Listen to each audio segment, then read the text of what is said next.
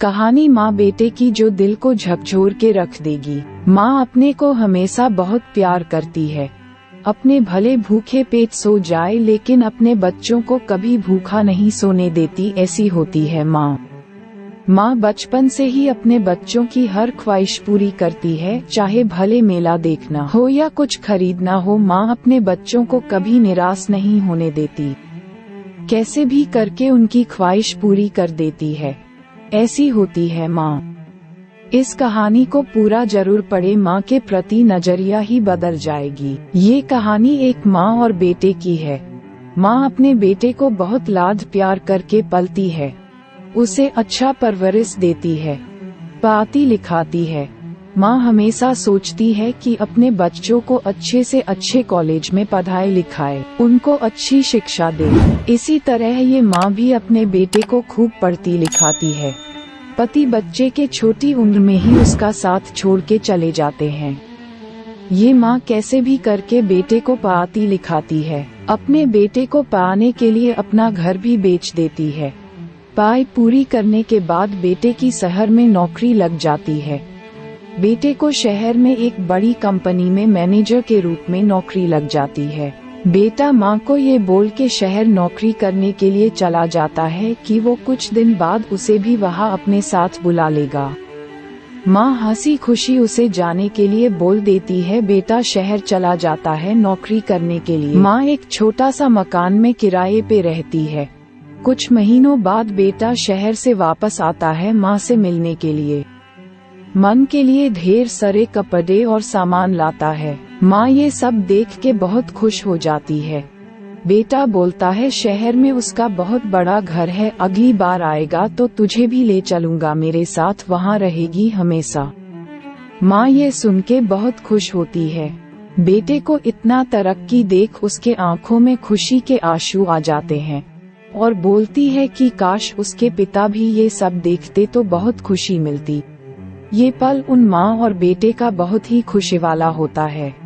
बेटा को कंपनी से बुलावा आ जाता है और वो शहर चला जाता है। इधर माँ कुछ दिन काफी खुशी से रहती है कि उसका बेटा अच्छी नौकरी पा गया है, अब किसी चीज की दिक्कत नहीं होगी। धीरे धीरे काफी दिन हो जाते हैं। मन के पास घर चलने के लिए, यहाँ तक कि खाने के लिए भी पैसे नहीं होते हैं। माँ जैसे तैसे कुछ दिन निकालती है। एक समय ऐसा आ जाता है कि उसे 2 दिन से भूखे सोना पड़ता है। कई महीने हो जाते हैं। माँ बेटे का राह देखती रहती है कि अब वो आएगा और उसे अपने पास ले जाएगा। मकान का किराया भी नहीं चुका पाती है, मकान वाला उसे घर से निकाल देता है। माँ पैदल रास्ते से जाती रहती है, तभी बगल में उसे एक पुरानी झोपड़ी दिखती है। बूढ़ी माँ उसी छोटी सी झोपड़ी में रहने लगती है। आसपास के दुकानदारों से ये कह के सामान लेती है कि उसका बेटा बहुत बड़ी कंपनी में अधिकारी है, वो आने के बाद सब पैसा दे देगी। कुछ दिन बाद दुकान वाले भी सामान देने से मना कर देते हैं। माँ बेटे का राह देखते रहती, उसको बेटे की चिंता होने लगती है। फिर सोचती है कि उसको शहर जा खुद ढूंढेगी। माँ बेटे को ढूंढने के लिए शहर के लिए रावण हो जाती है। उसके पास कुछ भी पैसे नहीं होते हैं। कैसे कैसे बिना टिकट के ट्रेन से लोगों से पूछते हुए कैसे भी उस शहर पहुंच जाती है जहां बेटे ने बताया था कि उसकी जॉब उस शहर में लगी है। इतने बड़े शहर में उसे ढूंढना बहुत कठिन होता है। वहां पे रास्ते में आते जाते रास्ते में सबसे पूछती है कि उसके बेटों को जानते हो, वो बड़ी कंपनी में मैनेजर है। माँ को ना उसका पूरा पता मालूम होता है और न ही उसके कंपनी का नाम।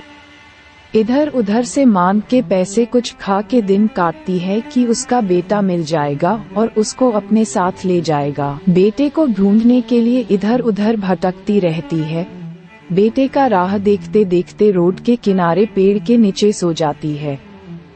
दिन रात बेटे का एक झलक देखने के लिए रास्ते पे बैठी रहती है। लोग रास्ते में जाते जाते उसे भिखारी समझ के कुछ पैसे उसकी तरफ फेंक देते हैं। आखिर क्या करे माँ, उससे उसका कुछ तो पेट भर जाता है। रात दिन उसे रास्ते पे बैठ के लोगों को देखती रहती है कि अब उसका बेटा आएगा। तभी वो जोर से चिल्लाती है, बेटा बेटा कह के एक लड़का एक लड़की के साथ बाजू के ढेले से आइसक्रीम खाते रहते हैं। माँ उसे बेटा बेटा बुलाती रहती है, लेकिन वो लड़का देखने के बाद भी कोई जवाब नहीं देता है। फिर माँ उठ के उसके पास जाती है और बोलती है, बेटा मैं तुम्हें कब से ढूंढ रही हूँ और तुम आज मिले।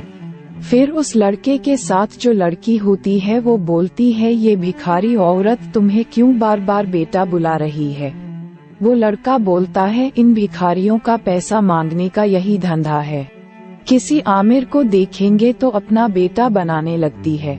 बूढ़ी मन ये सुन के उसके आँखों से आंसू आने लगते हैं। माँ बोलती है, आज तो एक लड़की के साथ कुछ दिन क्या रह गया, अपनी माँ को ही भूल गया। मैं कई दिनों से इस रास्ते पे बैठ के तेरी राह देख रही थी और आज तू मिला भी तो मुझे ही भूल गया। तुझे इतना पढ़ाया लिखाया इसी दिन को देखने के लिए। लड़का वहाँ से जाने लगता है, कुछ दूर जाता है तभी माँ उसे बोलती है, मोहन तू मुझे छोड़ के जा रहा है, तू तो बोला था कि मुझे लेने आएगा।